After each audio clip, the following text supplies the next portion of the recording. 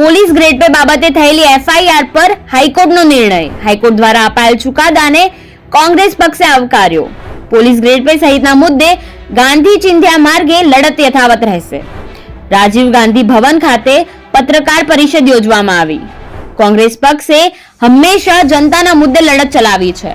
રાજ્યમાં પોલીસના ગ્રેડ પેને લઈને ગુજરાત પોલીસના કર્મચારીઓ દ્વારા જ આંદોલન કરાયા હતા, જેમાં સરકાર ડરી જઈને કપિલ દેસાઈ સહિતના કાર્યકર્તાઓ પર 5 અલગ અલગ જિલ્લાઓમાં ખોટી એફઆઈઆર કરીને ડરાવવાનો પ્રયાસ કરાયો હતો. જે બાદ હાઈકોર્ટમાં જતા આ તમામ 5 એફઆઈઆર નામદાર હાઈકોર્ટ દ્વારા રદ કરવામાં આવી છે. તો આ જ મુદ્દે ગુજરાત પ્રદેશ કોંગ્રેસ સમિતિના કાર્યાલય રાજીવ ગાંધી ભવન ખાતે પત્રકાર પરિષદ યોજવામાં આવી હતી. આ પત્રકાર પરિષદમાં પોલીસ ગ્રેડ પે સહિતના વિવિધ મુદ્દે કોંગ્રેસ નેતાઓએ વાત મૂકી હતી. અમદાવાદ શહેર કોંગ્રેસ પ્રમુખ હિંમતસિંહ પટેલે જણાવ્યું કે પોલીસ ગ્રેડ પે બાબતે કપિલ દેસાઈએ લડત ચલાવી હતી. તેને દબાવી દેવા માટે કપિલ દેસાઈ, સામાજિક કાર્યકર રાજેશ વાઢેર અને કલ્પેશ ચૌધરી પર સરકાર દ્વારા 5 જિલ્લાઓમાં 5 ખોટી એફઆઈઆર કરવામાં આવી હતી. તેને નામદાર હાઈકોર્ટના ચુકાદા દ્વારા રદ કરવામાં આવી છે. સાથે જ યુથ કોંગ્રેસ રાષ્ટ્રીય પ્રવક્તા કપિલ દેસાઈએ સંબોધનમાં ન્યાયિક લડત લડનાર એડવોકેટ રાજેન્દ્રસિંહ ઠાકોરનો આભાર પણ માન્યો હતો. વર્ગ 3 ના કર્મચારીઓમાં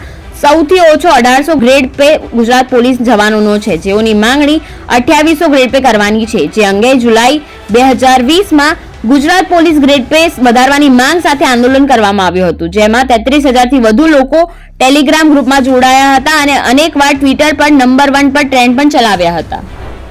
અમારા યુવક કોંગ્રેસના અમારા ગુજરાતના અને રાષ્ટ્રીય પ્રવક્તા ભાઈ શ્રી કપિલભાઈ દેસાઈ સમગ્ર રાજ્યમાં ગ્રેડ પેના પોલીસને જે 1800 રૂપિયા બેઝિક જે ગ્રેડ પે મળતો હતો એના માટે આંદોલન કર્યું અને આંદોલનને તાકાત મળી, વેગ મળ્યું.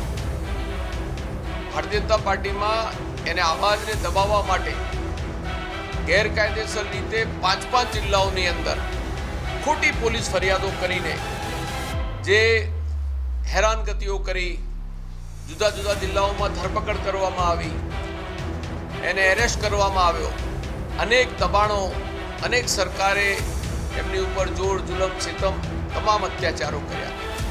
એની સામે નામદાર હાઈકોર્ટની અંદર રીટ કરવામાં આવી અને આ દેશ ન્યાયતંત્ર અને સંવિધાનથી ચાલે છે. એટલે આજે કોંગ્રેસ સંવિધાનને લઈને ચાલી રહી છે. ત્યારે ભાઈ શ્રી કપિલભાઈ દેસાઈ ને એમના 2 સાથીઓ અને બીજી ટીમ ઉપર ખોટા કેસો કરવામાં આવ્યા અને હાઈકોર્ટમાં જ્યારે રીટ કરી ત્યારે હાઈકોર્ટે આખી જે 5 જિલ્લાઓમાં ફરિયાદ ખોટી કરેલી હતી એ ફરિયાદ રદ કરી દેવાનો આદેશ કર્યો. રીટ કોસિંગ કરી. હું માનું છું આ એક ઐતિહાસિક નિર્ણય નામદાર હાઈકોર્ટે કર્યો છે અને કોંગ્રેસ પાર્ટી આ લોકશાહી અને પ્રજાતંત્રની અંદર ન્યાયિક પ્રક્રિયાને આવકાર આપે છે. લોકોના હક અને અધિકાર માટે કોંગ્રેસ આજે પણ લડી રહી છે. નામદાર ગુજરાત હાઈકોર્ટ દ્વારા જે અમારી ઉપર કરવામાં આવેલા 5 ખોટા કેસોને વોશ કરીને અમે દોષમુક્ત કરવામાં આવે છે, તે બદલ હું નામદાર હાઈકોર્ટનો આભાર વ્યક્ત કરું છું અને આવકારું છું. અને સાથે સાથે અમારા એડવોકેટ શ્રી આરબી ઠાકોર સાહેબ, જેમને અમારા માટે ન્યાયિક લડત ચલાવી, તેમનો પણ આભાર વ્યક્ત કરું છું. જે પ્રકારે ગુજરાત પોલીસના ગ્રેડ પેની વાત કરીએ તો ગુજરાત પોલીસનો ગ્રેડ પે સમગ્ર ગુજરાતની અંદર વર્ગ 3ના કર્મચારીઓમાં સૌથી ઓછો ગ્રેડ પે એટલે 1800 ગ્રેડ પે ગુજરાત પોલીસને મળે છે. તેની સામે ગુજરાત પોલીસની માંગણી હતી 2800 ગ્રેડ પે. 2020ની અંદર કોવિડનો સમય હતો. કોરોના દરમિયાન આપણે કોરોના વોરિયર્સના નામે સન્માન, તાળી થાળી વગાડવાના, એમની પર પુષ્પવર્ષા કરવાના, સન્માન કરવાની વાત કરી, પરંતુ એનું સાચું સન્માન એ છે કે એના કામ પ્રમાણે એને વેતન મળવું જોઈએ. એ કોરોના વોરિયર છે તો એને કામ પ્રમાણે વેતન ન મળે તો એનું સન્માન ન કહેવાય. તો એને સન્માન આપવા માટે અમે લડતની શરૂઆત કરી હતી. અમારી માંગણી હતી 2800 ગ્રેડ પે આંદોલન કરવામાં આવે. ત્યારે અમારી સાથે આ ગુજરાતની અંદરથી 33,000 લોકો, જાહેર જનતા અમારી સાથે ટેલિગ્રામમાં જોડાઈ. આ માંગણીની સાથે લાખો લોકોએ ટ્વિટર ઉપર ટ્રેન્ડ ચલાવ્યા. ગુજરાતની અંદર, આખા સમગ્ર દેશની અંદર નંબર 1 ટ્રેન્ડ ચાલ્યા ટ્વિટર ઉપર અને સમગ્ર ગુજરાતની અંદરથી જબરજસ્ત પ્રતિસાદ મળ્યો કે સાચા જે આપણા વોરિયર્સ છે તેમનું સાચું સન્માન એમને ગ્રેડ પેથી આપીને કરવું જોઈએ. ત્યારે 21મી જુલાઈએ અમે જાહેરાત કરી હતી મેં પ્રતિક ઉપવાસ આંદોલન, કે પ્રતિક ઉપવાસ આંદોલન કે દરેક લોકો, કોવિડનો સમય હતો, અમે ક્યાંય સરકારને ક્યાંય હેરાનગતિ ન થાય, ક્યાંય જાહેર શાંતિ સલામતીનો ભંગ ન થાય, તે પ્રકારે ગાંધી ચિંધ્યા માર્ગે અમે જાહેરાત કરી કે દરેક લોકો પોતપોતાના ઘરેથી પ્લેકાર્ડ લઈને પ્રતિક ઉપવાસ આંદોલનમાં જોડાશે.